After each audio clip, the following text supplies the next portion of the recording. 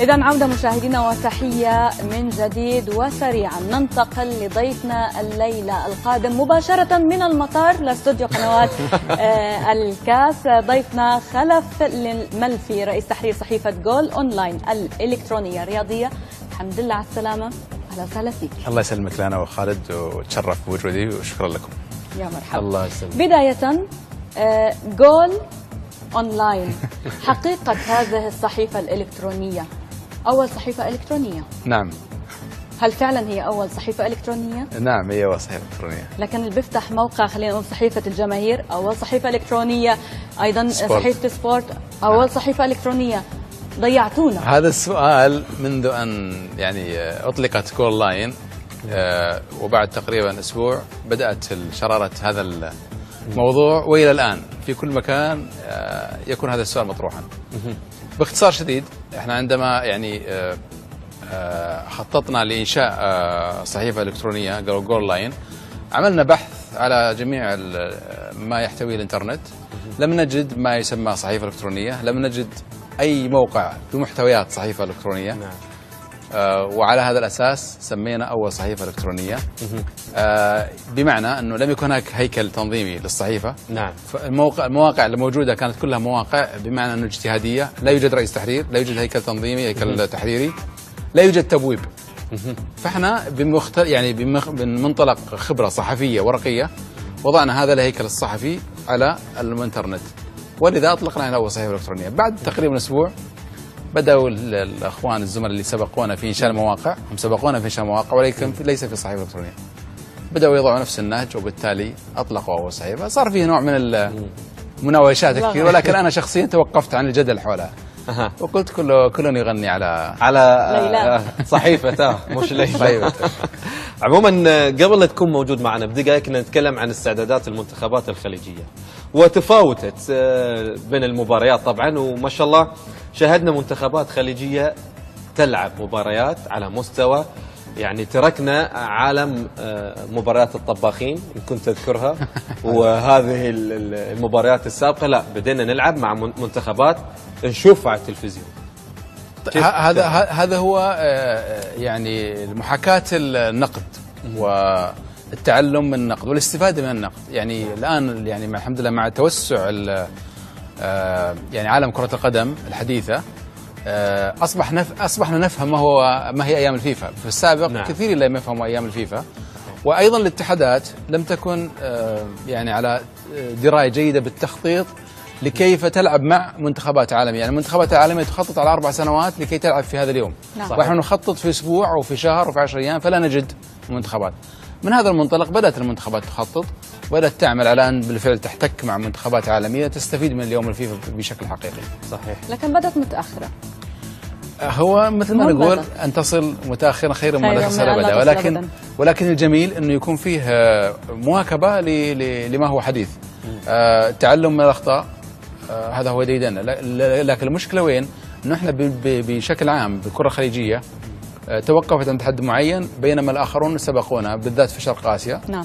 فالآن يعني أو على الأقل 5 سنوات 6 سنوات الأخيرة بدأنا يعني نحاول أن نواكب الحدث، نحاول أن نتعلم حتى في مستجدات كثير على صعيد الاحتراف، على صعيد التعامل بالبطولات، التعامل حتى احترافيا مع أيام الفيفا.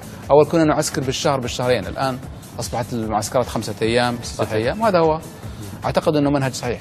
راح نتكلم عن الأخضر والعنابي بالنسبة للاستعدادات. أولا راح نتكلم عن الأخضر السعودي أمام أستراليا، راح تكون مواجهة كبيرة في لندن. كيف ترى تجهيز المنتخب السعودي خاصة في ما شاء الله طفرة صايرة؟ والله مدخل جميل. ودعني أقول لك أنه المشكلة عندنا احنا أيضا للأسف الشديد أنه في عدم توافق أو عدم تواصل جيد نعم. جدا ما بين الاتحاد والإعلام، الاتحاد السعودي والإعلام، وهذه للأسف يعني منذ تقريبا سنوات طويلة.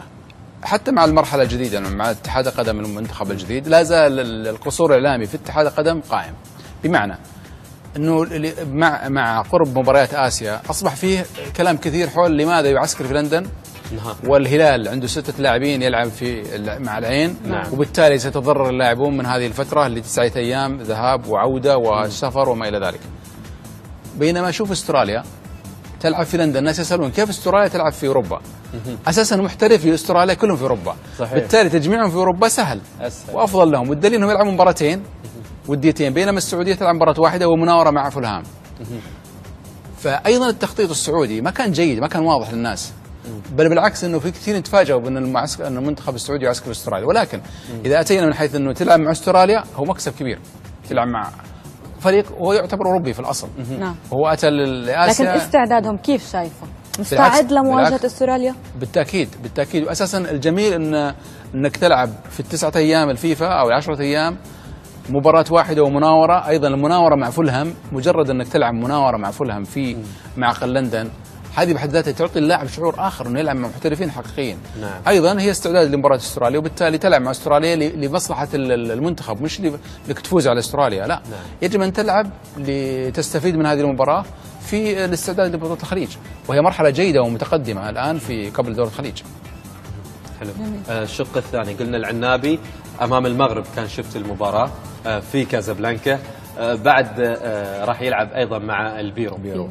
نعم، وانا اقرا اليوم حتى في الطائره بعض التقارير في الصحف القطريه عن المباراه اللي بتلعب غدا مع البيرو. مباراه قطر والمغرب ايضا احنا نشرنا عنها تقرير انه كانت بالتعادل وكان فيها بعض لكن هي في الاخير كيفيه الاستفاده من هذه 9 ايام. اكيد مع المغرب منتخب كبير، وفي المغرب ايضا تغيير اجواء، تعود على اجواء معينه، استفاده حقيقيه من هذه الايام. ايضا مع البيرو فكر اخر مختلف، العنابي والمنتخب السعودي الاخضر وباقي منتخبات الخليج بحاجه الى ان تستفيد من هذه الايام قبل دوره الخليج اللي طبعا بتكون منافسه كبيره كالعاده بين دول الخليج في الرياض ان شاء الله في نوفمبر المقبل. جميل. طيب نحن رح نسترجع شوي ذكريات، رح نضل بأجواء خليجي، لكن هالمرة خليجي 15. نسترجع الذكريات وقت مباراة السعودية وقطر، هذه الذكريات اللي نتمنى أنها ما تتكرر.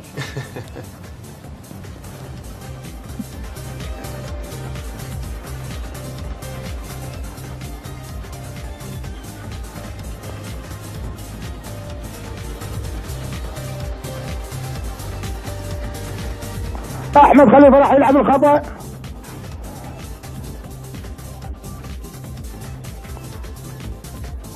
ضربه حره مباشر صالح منتخبنا الوطني عند احمد خليفه، وهناك ايضا جفار راشد، هناك سعد صدام،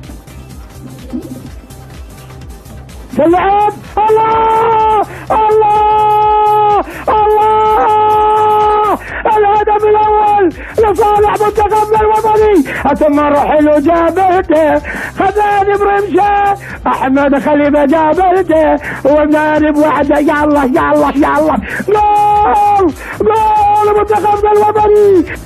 سامي جو، شوف ابراهيم ماضي لما لعبها، وشوف سامي على طول على ضربة جزاء للمنتخب السعودي. عبد الله الجمعان ورميحي في مرماه، يتقدم عبد الله الجمعان وفي المرمى مسجلا هدف التعادل.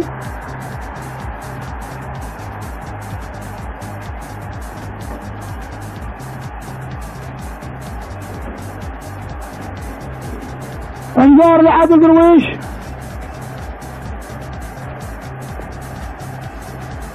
كل لاعبينا متراجعين بالخلف، تلعب توصل احسان، جول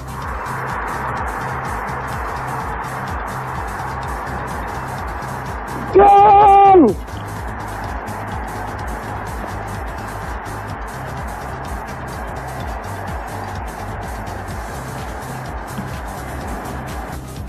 خلص جفال، شوف المنتخب السعودي، تلعب توصل، كل لاعبينا متقدمين. الثالث للمنتخب السعودي عن طريق اللاعب طلال المشعل، والهدف الثالث للمنتخب السعودي. مقطوعة 95، حكم المباراة طالع ساعته، وبيطلق حكم المباراة الإيطالي بولونيني سافرته، معلن نهاية هذه المباراة بفوز المنتخب السعودي الشقيق ب3 أهداف لهدف واحد.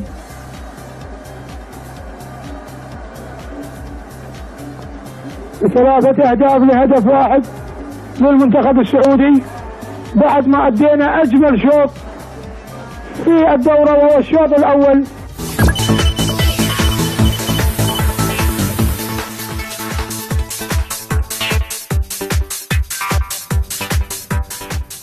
إذا شهدنا أولا تحية أكيد للإعلامي محمد اللنقاوي على هذا التعليق الممتع صراحة. وثانيا كانت طبعا هذه نهاية أو آخر مباراة في خليجي 15 وآخر استضافة للمملكة العربية السعودية لكأس الخليج. الآن تعود مرة أخرى وبنفس المباراة السعودية وقطر 22.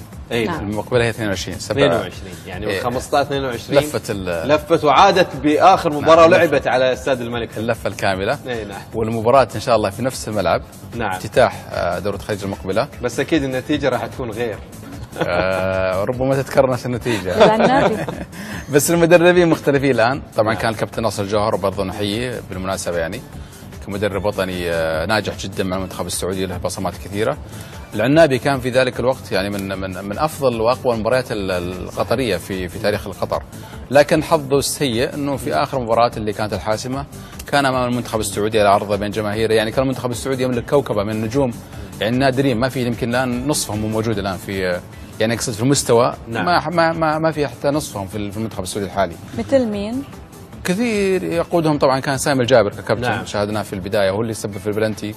المشعل كلاعب مميز، عبد الله الجمعان كمهاجم، كان فيه المحاور اعتقد خميس يعني في نجوم صعب جدا. محمد دعيع واحد يعني انت ذكرت بان الجيل خليجي 15 لاعبين اليوم حتى لا يصلون نص مستوى لاعبي خليجي 15 للاسف. هذا تصريح تصريح بالتاكيد. حاليا ولا تبغى تحلل بلا